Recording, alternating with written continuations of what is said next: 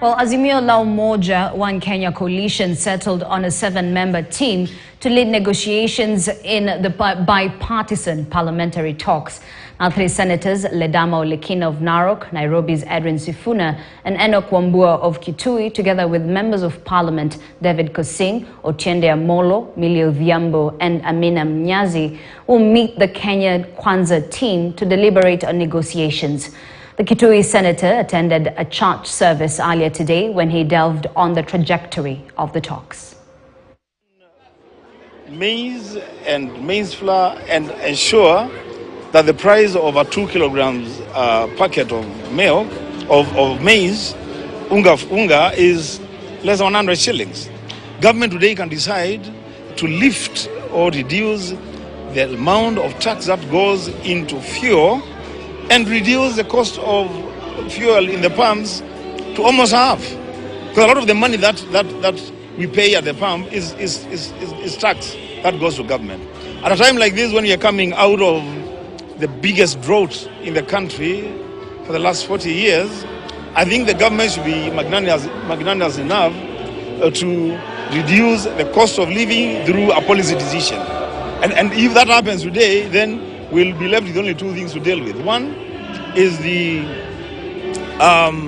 process of recruiting IEBC commissioners, because our position is very clear. You cannot have a situation where one player in an election decides who the referees will be. You want to dictate who the referee will be, who the linesman will be. So how can you play in that game? We cannot. So we are saying that this is time to fix electoral injustice once and for all, so that we can discuss and see how that can be done. The second thing is the issue of the servers. And if you ask me, and I'm in charge, really, this is one of the simplest things to do. If Ruto believes that he won this election, there is nothing to fear in opening the servers. Let him open the servers, and he will be vindicated if he won the election. The fact that they do not want us to go into the server tells you something, that they have something to hide.